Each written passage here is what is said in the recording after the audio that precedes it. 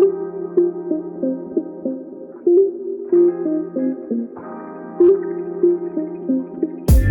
is up, and welcome to the Bruin Bible, episode 12. Will Decker here. We have got a special guest today, Dan Wetzel from Yahoo Sports, a New York Times bestseller. You may have read some of his work: Soul Influence, Glory Road, Running Rebel, Shark Tales of Extra Benefits. That is the Jerry Tarkanian story. That was a very good one. Resilient Faith and Focus, Alonzo Mourning, one of my favorite centers in the game, won a couple titles in Miami, and the depth of the BCS, which is very centric to college football. Dan, thank you so much for joining us, man. Thanks for having me on, Will. Exciting time to be on the Bruin Bible podcast. So pretty good. Dan, we are thrilled to have you. And I know you grew up in Massachusetts area, but I wanted to kind of see, who was your college football team growing up? Well, we had Boston College. Sometimes it'd be good. And then my mother was a big Notre Dame fan, I guess, just an Irish woman. So I guess it was a little bit of that. But I kind of watched just in general. College football was not a big deal. East Coast, but I loved it, right? Yeah, it's a little like LA. You know, it wasn't the main thing, right? We had pro football, we had everything else going on. But I always loved college football. I loved the pageantry, and even as a little kid, I thought, like, you know, you'd watch these I don't know, you know, this game at Texas and Oklahoma, and they split the stadium, you know, kind of crazy stuff like that. And they got a live Longhorn at the game. Stuff like that would always attract. So I've been hooked since I was a little kid. College basketball too. I mean, you had the Big East there on the East Coast, which to me, to this day, the ACC current, you know, landscape is great. But the Big East back in the day, boy, those Georgetown, Syracuse teams, man, those were so much fun to watch. Oh, yeah, it was great basketball. And then I loved UNLV. So when I got to write the book with Tark, that was a big thrill for me. Yeah, no, I want to hear more about Tark and all that as well. What was the toughest book for you to write, just out of curiosity? Well, I did a long time ago. I did an investigative one on AAU basketball, kind of called Soul Influence. That one was probably the hardest. Took the most work. The BCS one took a lot of work. We had to pour through, you know, all the different facets on why college football is such a screwed up entity. You know, the taxes, then the bowl games, and all the data. That took a lot of work. Lately, I've been writing these children books, like middle school bios for middle school kids. Those are a lot more fun because they're a little easier.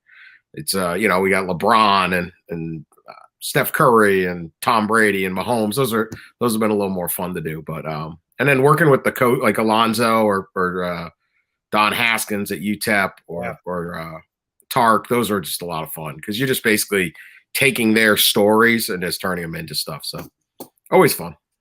Always fun, man. Well, let's get into the thick of things. Yeah. This is the Bruin Bible podcast. We got to start with UCLA.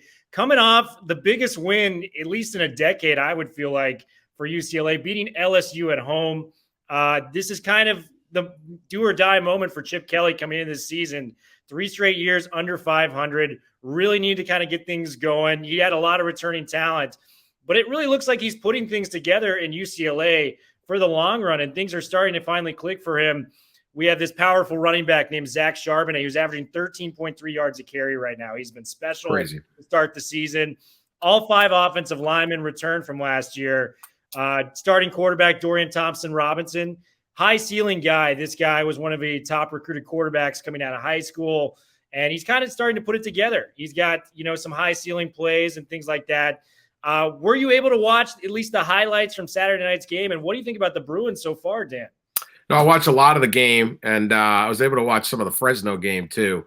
Because to me, UCLA was one of the stories coming in. I mean, look, Chip Kelly, you know, his free agency as a coach was huge. It was very similar to when Urban Meyer was coming back, and it's like, well, where is he going to go? And, you know, the idea of Chip Kelly at Florida or Chip Kelly at Tennessee, particularly Florida, was, you know, Florida could win national championships again. I mean, this is a great college coach, and he really was a pretty good NFL coach too. And I covered a bunch of his Eagles teams. You know, NFL's tough. everybody gets canned except Belichick in that league. So, and he got fired once. But Chip Kelly, so it was like, okay, Chip Kelly chooses UCLA. Very interesting. And my assumption was they're going to be really good. I mean, Chip Kelly is a great coach. He's a great recruiter. He's a motivator. Like, this is the total package. This isn't a will it work out thing. It's they just got the best guy or one of the elite coaches. He was so good at Oregon. Now you put him in LA where he's not always fighting for recruits in other people's backyards. And it's, I mean, Oregon's a nice place to recruit to too, but I'm sure I don't have to explain the appeal of Westwood to the listeners here. I'll say this as an East Coast kid. The first time I stepped a foot on Westwood, I was like, why didn't I know about this in high school? Why didn't anybody tell? Not that they would have let me in, but it would have been nice to dream. Like, my goodness, what is this place? So, it's like, bang, this is going to be great. And then 3 years, nothing. One win over USC, like the first year. And then you go, all right, maybe he's getting just nothing. And obviously last year's a crazy year. So, but, the good programs didn't, everyone's like, oh, it's COVID. Like, it didn't affect Alabama. They did fine. So it was like, all right, this is either going to work big this year or it's just not going to work. And I don't know why. And Kelly was so confident that he had built it. He said all the stuff coaches who are losing say. Well, we're not chasing stars and recruits, and we're building character, and my guys are good in the classroom. And it's like, okay, but boom, here we are. I mean, that line looked great. That was probably the biggest thing. Charbonnet is incredible pickup out of Michigan. He is running just incredible force. Britton Brown's a good player too, so they have an excellent running attack. And then watching that offensive line push around LSU, that to me was the biggest shocker of the thing. It's not easy to win the line, the point of attack against those elite SEC defenses that just have so many good athletes, long, talented, strong athletes on that defensive line. So it was, it was everything I'm sure everybody could have dreamed of. Maybe it's 2 years later than we all thought, or at least I did, but it's here. And doesn't look like a mirage because that victory was done, like I said, with it was done. This wasn't just like some shootout or something. So we'll see. But once he gets it cranking, look out. That's the thing. This isn't the ceiling for UCLA. This is what the kind of stuff they should be doing. No, and I think with UCLA fans, I think they're hoping that this is just the beginning of a long tenure with Chip Kelly there. Like you said, he could have gone almost anywhere. I mean, this is one of the college guys that revolutionized kind of the hurry-up offense in college football. And his run game style, the way he's able to diagnose the run game. I'm a big NFL fan too. Kyle Shanahan's the big guy in the NFL who diagnoses the run game. Chip Kelly is kind of like that on steroids for the college game. Like, when you think of run games, you think of those LaMichael James teams at Oregon, Darren Thomas, who actually has a very similar skill set to Dorian Thompson-Robinson. So he kind of found his Darren Thomas there at quarterback. But I'm glad you brought up the point of the offensive line. I think that was the biggest shocker for me was, you are returning 5 linemen, and Sean Ryan's going to be a pro at the end of the day. Alec Anderson will probably get drafted too. But LSU, you're talking about those ends, those tackles from the SEC, from a team that just won a national championship 2 years ago. They're always in the top 5, top 10 of recruits. The fact that they were able to push those guys around was a testament, and I think this is here to last. I'm really excited about the offense. But, Dan, the defense has been even more shocking to us UCLA fans. In Chip Kelly's tenure, the first year they had the 104th ranked total defense. The second year they had 116th ranked defense with Jerry Azzinaro being the defensive coordinator. Last year they made a little bit of a jump to 73rd. But through 2 games, they've held their opponents to under 50 yards rushing each game, have done a great job blitzing, wreaking havoc. I mean, Max Johnson, the quarterback for LSU, was running for his life at times for LSU. It was very impressive to watch what the defense is doing with some of those blitz packages. What did you see from the defense on Saturday night? Yeah, same thing. Again, at the point of attack, they were getting things done. So that tells you the training they're putting into these guys is working. It was fast. I thought it was opportunistic. I thought they attack the ball when they can. And that was the thing. Like they were really good against Hawaii, but you go, well, that Hawaii team didn't look that good. It wasn't one of the better Hawaii teams, but they also made them look bad.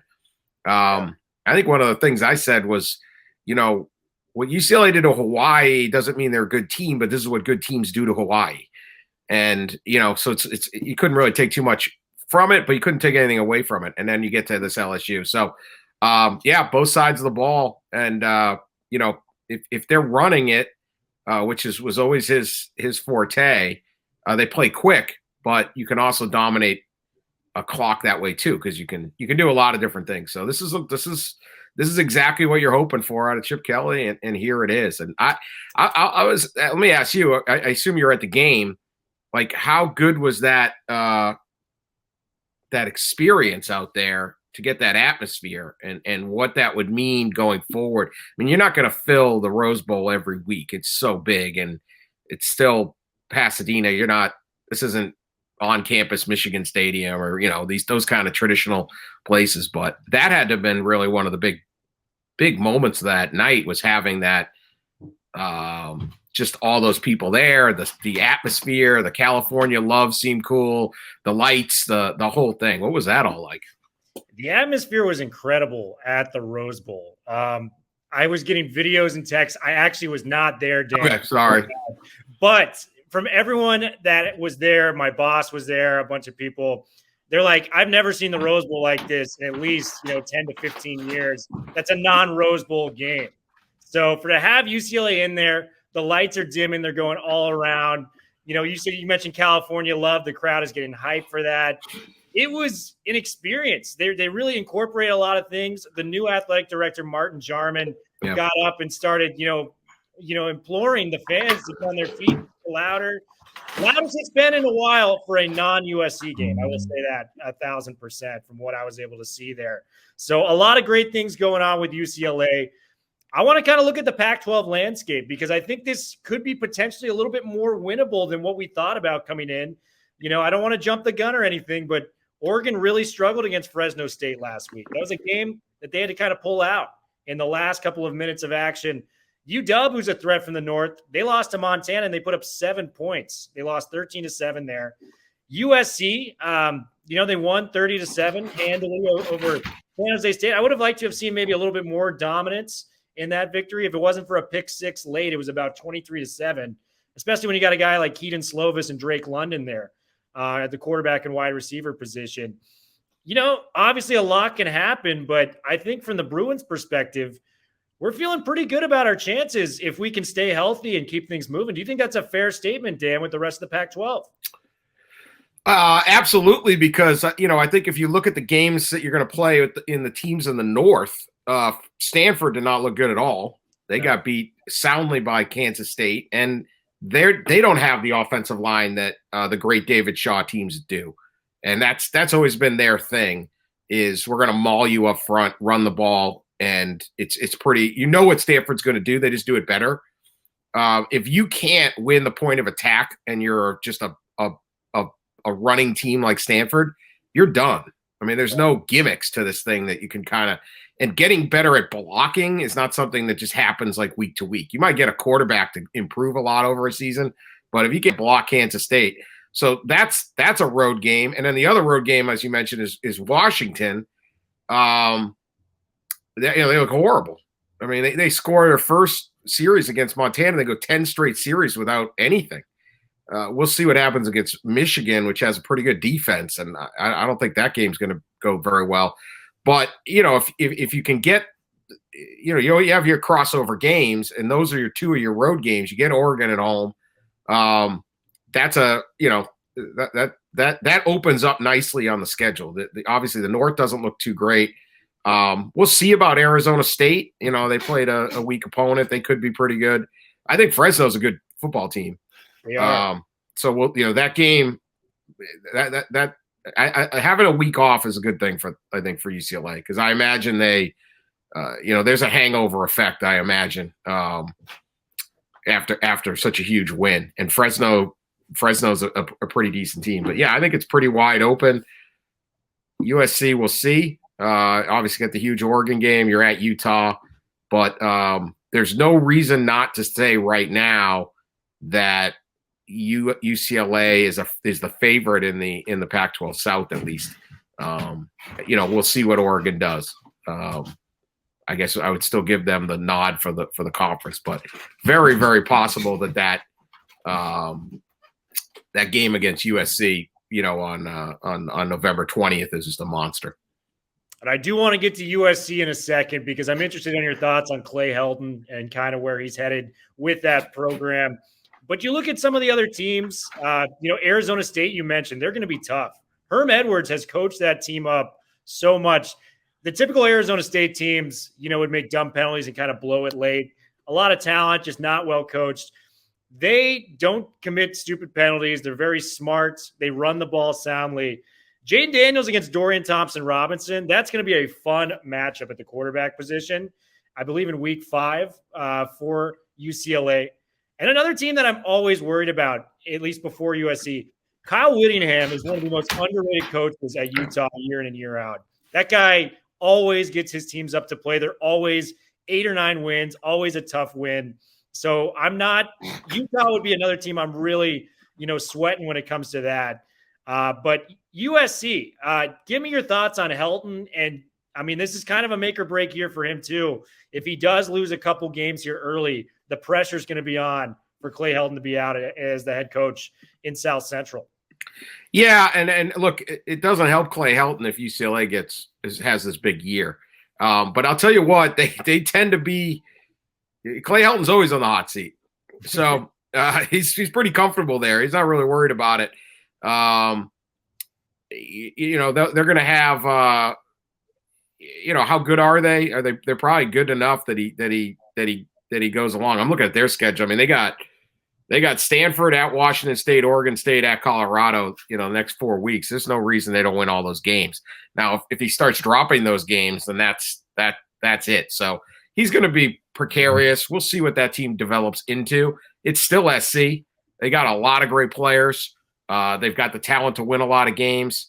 They got to go to Notre Dame. We'll see. But I don't think it's a vintage, this certainly isn't the Pete Carroll era.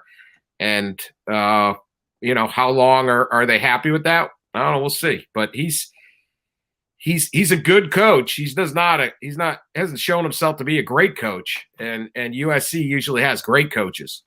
And so I think that's kind of the predicament they're in. I don't think he's the worst coach in the world. But like I said, getting UCLA going is not in no way helpful to SC. They've benefited from a lot of years of the Bruins not just unlocking the potential of the program. The program just there's no reason UCLA isn't a great program. Maybe it's not a top 5 one or something, but other than the on-campus stadium, there's just so much going for it. It should never be what it's been. It should be better. And so maybe finally we're getting there. Maybe finally we are. And last question I'll ask you about the Pac-12. Dan, if you had to bet your salary on this, who are you taking out of the South and the North to be in the Pac-12 championship game? And who do you have winning as of today? Well, like I said, as of today, I'd take UCLA and Oregon. Certainly don't think – I see nothing in the North other than Oregon. But I don't have a problem saying UCLA would be the favorite. They have the best win. I agree with you on Utah. They do a great job there. They're solid. They're a team that doesn't get real intimidated when they have to come and play on the road. It's just a great program. That program is fit in as an expand. A lot of time, there's been a lot of expansion teams right out there. I don't know one that's fit in better than Utah in the Pac-12. Like they've come in and just been really, really good from the start and done a great job. So and that's just a steady coach and all that. But I would take UCLA. If I had to bet it right now, I'd take UCLA playing Oregon. Oh, man. Well, us Bruins are very hyped about Dan Wetzel's prediction. Let's move to the national landscape. Alabama comes out first game. Nick Saban, I wasn't betting that they would not look good. But, this happens every year. They lost Jones, Najee Harris, Devonta Smith, Jalen Waddle. And it's just like they just reload every year. I mean, this Bryce Young kid, 4 touchdowns, 300 plus yards. The running game with committee looks great. You know, receivers, Cameron Latu, that tight end, 3 catches, but 2 of them were touchdowns. Williams had a 94-yard touchdown catch. And John Mechie might be the best receiver of the 3 of them. He had a touchdown too, 6 catches, 76 yards. Kind of give me your assessment on Bama. And do you think it's kind of a situation where it's Bama and the field once again? Yeah. I mean, I do. They every year they get the number 1 recruiting class, or pretty close. And you know, I know people kind of roll their eyes at recruiting rankings, and but if you look at it from an NFL perspective, right? Like the rivals.com, just to use them, which is the one I like to use. They have about 30 to 35 5-star players per year, about 35 usually. It's basically a first-round draft pick in the NFL. And then they have the Rivals 250, which is about a draftable player. But among those 4 stars, and then there's more 4 stars. But people don't always look at, like, there's like 354 stars. Well, some of those guys are ranked literally 350, and some are ranked 36. And if you look at who Alabama gets, they will get 5 or 6 first-round draft picks a year. Yeah. And then their 4 stars are all bunched up in that top 200, and they're second, third, fourth rounders. They have like 85 guys you would draft in the top 4 rounds, including, 15. I think last year they had 22 Rivals 5-star recruits over the 5 years. A couple guys had transferred, but they played Notre Dame last year in the playoff, and over their 5-year recruiting period that you would have. Now, some guys had left and all that, but they had signed 22 5-stars. Notre Dame had signed 2. Now, if you got an NFL team, you got 22 first-round draft picks. You're going to kill the other guys, right? I mean, so people sometimes look to be like, well, they got the number 1 class, but I got the number 8 class. And you go, well, we see 8 beat 1 all the time in sports. But the gap is way bigger than just 1 through 8. It's like they don't want your guys. Like, they don't want any of your players. They might want 1 guy. That's it. They don't do transfers. Like, transfers is the hot thing now. They don't. Well, they actually brought in a wide receiver from Ohio State. They do have transfers, but not many. I mean, they just have so much talent. So it's like these guys are out. But I've spent 3 years with this defensive lineman, bulking them up, teaching them the game, and now this guy is fired up for his chance to play. He comes out and just crushes it. And so whatever they're throwing in, you may not have watched them the year before.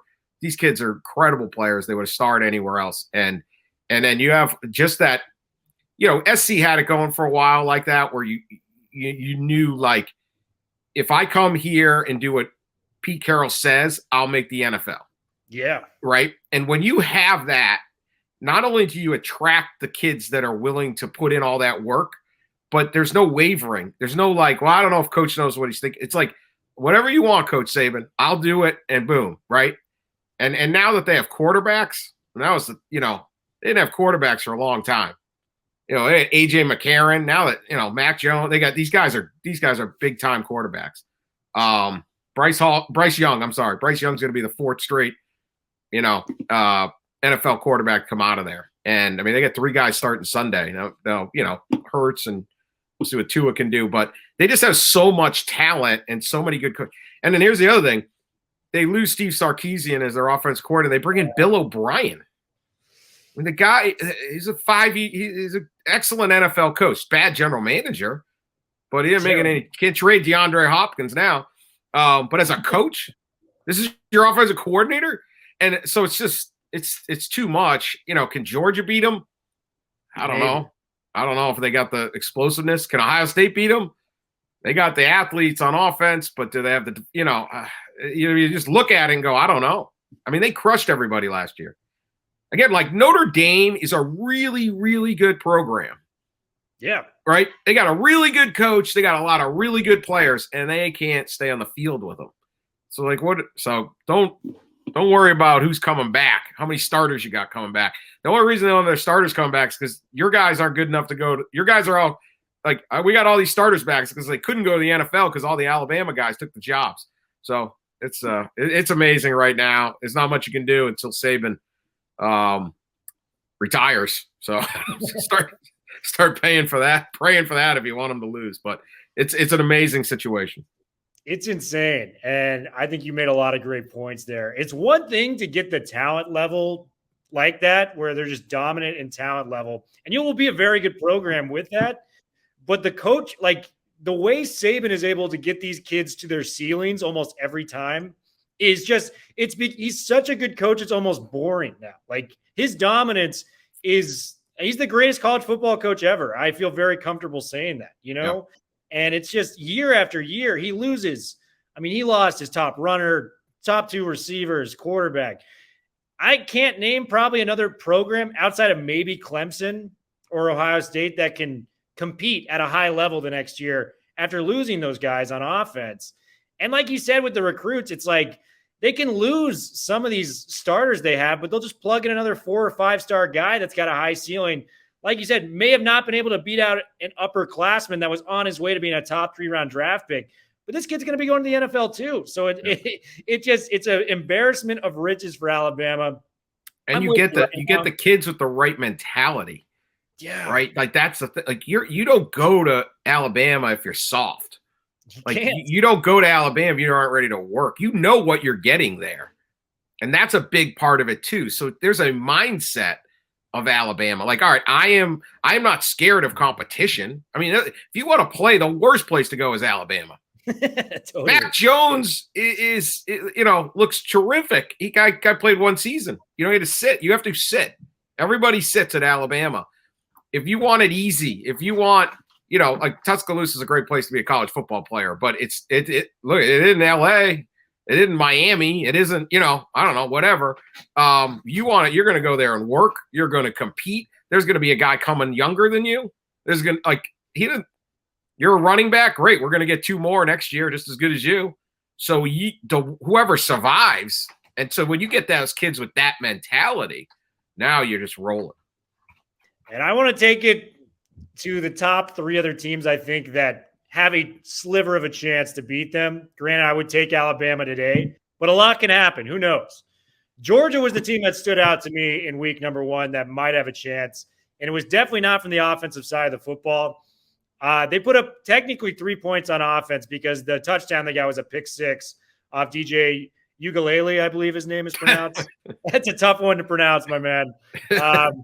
Uwe Ungalele. Uwe Ungalele. Okay. Uwe Ungalele. Uwe Ungalele. Am I getting that right? I'm trying. I'm trying too, man. I'm trying too. I got Tua Taga. I got now. Say I'm screwed up. Whatever. We got it. Hey, the kid's a hell of a player, man. I'll say that. Just call him DJ. We'll call him DJ. Mr. DJ, whatever he DJ wants. threw the pick 6. It was a moment during the game. It was the only touchdown between both sides. Georgia's defense looked dominant, but I don't know. JT Daniels, this kid he's from Southern California, was a 5-star recruit, went to USC, got beat out by Slovis, transfers to Georgia. I got to be honest, even against a team like Clemson, I was hoping to see a little bit more from him in that opening game to give me a little bit more confidence that they could be, contender against Bama. Yeah. I didn't necessarily see that in week number 1. Where do you rank the chances of Georgia? I mean, great defense, but who knows? I mean, Bama, like we talked about, looked dominant once again. Yeah, well, the Bama has the offense and the defense, right? That's really what changed when Lane Kiffin went there and when Steve Sarkisian. Like, they became an offensive team. Saban realized X number of years ago he can't just keep winning with dominant defenses. And not that this is like a big secret. You want good, Saban did. And of course, you want a good offense and a good defense. Yeah, no kidding. But he's got those, he's got both going. I mean, I just don't know how do you – Clemson has a nice defense, and JT Daniels is a pretty good player, but they lack wide receivers. There wasn't a ton of separation in that game. Like, you're not going to beat Alabama without scoring an offensive touchdown. That's not a recipe. So we'll see where this offense goes. Now, they don't have to play Alabama to the SEC title game, and they would probably have to play them twice anyway to win a national title. So there's plenty of time for Georgia's offense to get going. But that's obviously a huge red flag when you cannot score points in college football these days. It is. There were a lot of defensive struggles, but I mean, games are going to be won with big points. You have to win some shootouts every once in a while. And so we'll see. Georgia's got a long way to go. Same with Clemson. Their offense obviously didn't do anything either. Now, again, these are two great defenses, but this is who you face to win a national title. They can beat up on some teams in their conference for a while, but you're going to have that at the end. I think it was just jarring to see Clemson put up only 3 points because the last two of the last three quarterbacks they have been two of the best we've seen in college football, and Deshaun Watson and Trevor Lawrence over the last 20, 30 years, however you want to spin that. So just to see 3 points was jarring there. Dabo Swinney, he does have an ACC schedule. Odds are likely that he could potentially get back within, the college football playoff and have a chance at Bama. I kind of want to play a little game with this. Give me percentage-wise, 0 to 100, your confidence in either Georgia or Clemson beating Alabama. I mean, right now, not real high. I don't know, 20%. It's a fair assessment, man. I mean, we talked about this on our podcast. Like Pete Damos was talking about it. It was just like it's Alabama and everyone else. That isn't really exciting. We hate to, nobody wants that. But, tell me where we're wrong. What'd you see this weekend that made you think anybody else can beat these guys? So they're the favorite. It'll be exciting if someone can beat them, but they're the favorite. I totally agree with that. The other team I want to talk about is Ohio State. I saw the craziest stat associated with Ohio State. Since Ryan Day has taken over the program there, they have average game for them is 49.5 points per game. And the Big Ten to me is probably the second best conference outside the SEC, if you look for top to bottom in terms of competitiveness. So, this team could potentially be there. And they're usually, them and Clemson are the other teams that are competing for that number one recruiting class year in and year out with Bama. So they do have a couple first-round draft picks of their own, from the high school ranks. CJ Stroud, it took him a little while to get going. The Minnesota game was a little off, I think, but, new quarterback in there. Chris Olave could be the best receiver in the country when all is said and done this year. A lot going for Ohio State. Do you think they've got a chance to beat Bama? This is what the game has come down to. Do you think they have a chance to beat Bama? I think they do. We'll see where they develop. Stroud's got to be better. But the one thing you saw in that Minnesota game is they kept scoring touchdowns from 50 yards or more. They are explosive offensively. They have their receivers are the best in the country. In terms of depth of them, they're better than Alabama. They've got their freshman running back from Virginia. All the different they just load in offensive skill players. Ryan Day is an excellent play caller. That offense is very exciting. So they're getting there, and they continue to build up in that. And the defensive line should be a little bit better than it was last year. They often are really good on the defensive line. Obviously, Chase Young, the Bosa's, all the different guys they've had come through there. That's a little bit better. But I would say Ohio State's the top contender right now. I agree with that completely, Dan. And you've been so awesome as a guest. I just want to hear 2 more questions from you. Give me your Final Four, your college football playoff. And if you had to bet money right now on a potential Heisman candidate, who would that be? Whew. Man, I don't know. I wouldn't take Bryce Young. I don't know if they go back to Alabama. I don't know. It's a little early for the Heisman. I'd put Alabama, Ohio State. Probably. I still think Oklahoma will run the table. Big 12 schedule. Yeah, and get it. And then, probably Georgia. I'll give you the X factor to me is actually Notre Dame. And I don't think this is a great Notre Dame team. I don't think they're as good as last year. But if you look at their schedule, they have a game against Wisconsin. Their ranked games are Wisconsin, which lost the other day. They have Cincinnati, who's very good, but that's at home. Virginia Tech, I don't know. They actually had a huge win over UNC. But UNC lost. USC doesn't look that great. Those are kind of their schedule is a little softer than you would think. And then like the Stanford game, they didn't look good. Georgia Tech lost to Northern Illinois. Navy doesn't look good this year. It gets really soft at the end. And I just feel like because of the schedule, they're an X factor. There's a chance of them getting to 12-0, even though I don't think that it's necessarily a top 4 team we will see. But if they're 12-0, it becomes hard to keep them out. And that would be that. They're kind of my X factor on what they could put together. They don't have to be great to go 12-0, I guess is what I'm saying. And that the way this playoff is set up, that's the thing. So I'd keep an eye on the Irish. My guess is they lose 2 games, but then again, who knows? They're good. It's a good team.